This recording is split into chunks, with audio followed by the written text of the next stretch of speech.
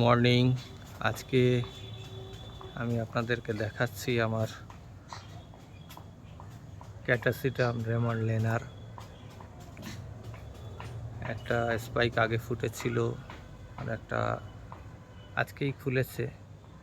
বিগত কিছুদিন ধরেই একই ফুল বারবার আপনাদেরকে দেখাচ্ছি, কেননা গাছটি আমার দুটো গাছ একই সমানভাবে ফুল দিয়ে যাচ্ছে, যার কারণে বারবার ওই একই ছবি, একই ফুলের ছবি আপনাদের দেখতে হচ্ছে। এটা দ্বিতীয় স্পাইকের ফুল, এটা 3 নম্বর স্পাইক, এটা 4 নম্বর স্পাইক, আর 5 নম্বর এটা।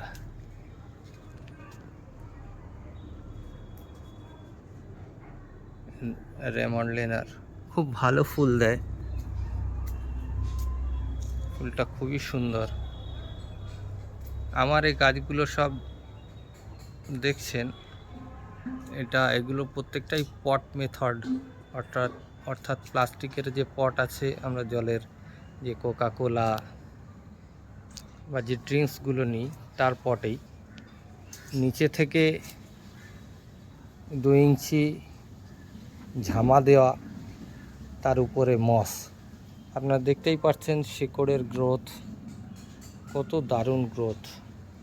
এবং প্রত্যেকটি গাছ আপনারা দেখছেন, এটা কিডনি বিন,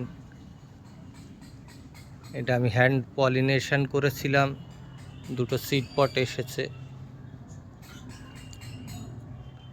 হ্যাঁ, এটাও এর 3 নম্বর স্পাইক চলছে। এটা ছিল প্রথম স্পাইক, এটা দ্বিতীয় স্পাইক, এটা 3 নম্বর স্পাইক, আর 4 নম্বরটা হচ্ছে এই যে। প্রত্যেকটি ক্যাটাসিটাম আমার পট মেথডেই। আসলে আগে কোনো দিন বলা হয়নি, আজকে একটু ভিডিওর সঙ্গে কথা বলার চেষ্টা করছি। আপনারা দেখছেন গাছের গ্রোথ প্রত্যেকটি মুঠোয় আমার হাতের এতে আপনারা দেখতে পাচ্ছেন। হ্যাঁ, এই গাছটাও এই সবে ফুলটাকে শুকিয়ে গেল, এটাও এর ছিল 4 নম্বর স্পাইক। আমাদের এই ওয়েদারে, আমাদের এখানে এত সুন্দর ক্যাটাসিটাম যে হয়, আমি এগুলোকে 2022-এ সব পট করেছিলাম। দেখুন, এও স্পাইক দিয়েছে, এটা এর দ্বিতীয় স্পাইক। প্রথম স্পাইক দেওয়ার পরে এ নূতন গ্রোথ ছেড়েছিল, প্রত্যেকটাতেই ফের স্পাইক আসছে। এটার এই স্পাইক আসার জন্য মুখটাকে বার করছে। হ্যাঁ, এটাতেও স্পাইক এসে গেছে। এবারে ক্যাটাসিটামের যে ফুল দেওয়ার ব্যাপারটা অনেক বেশি অন্যান্য সিজনের তুলনায়, আপনারা দেখতেই পাচ্ছেন। তো আশা করি আমাদের এখানে যারা ক্যাটাসিটাম করেন, তারা যদি এই পেট মেথডে গাছগুলোকে করেন, তাহলে আপনারা দেখতেই পাচ্ছেন যে গাছের গ্রোথ কত দারুণ। আমি 2 বছর আগে ভিডিও ছেড়েছিলাম একটা ইউটিউবে, যখন আমি গাছগুলোকে প্রথম পটিং করি। তো তারপরে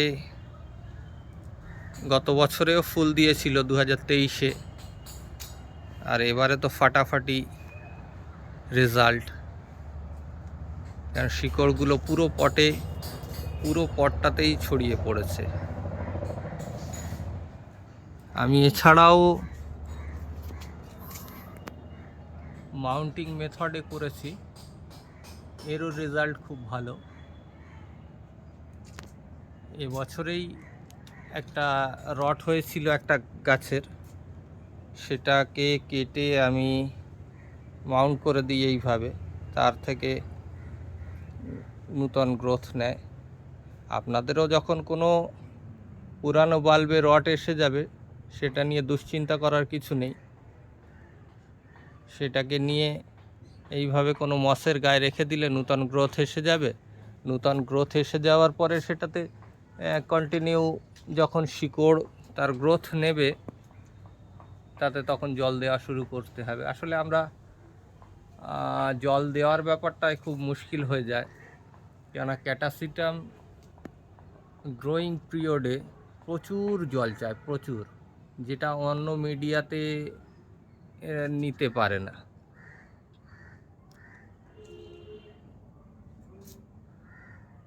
মস যতটা জল ধরে রাখে, জল সাপ্লাই দেয়, সেটা ঝামা, কাঠকয়লা এতে আসে না।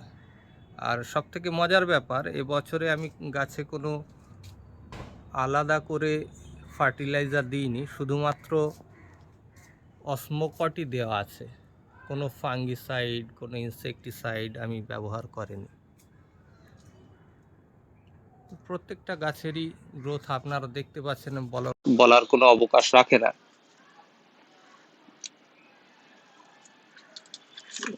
আমি হাত দিয়ে ধরছি, আপনারা দেখতে পাচ্ছেন। ঠিক আছে, বাস এই অবধি। কোনো প্রশ্ন থাকলে জানাবেন, অবশ্যই উত্তর দেওয়ার চেষ্টা করব।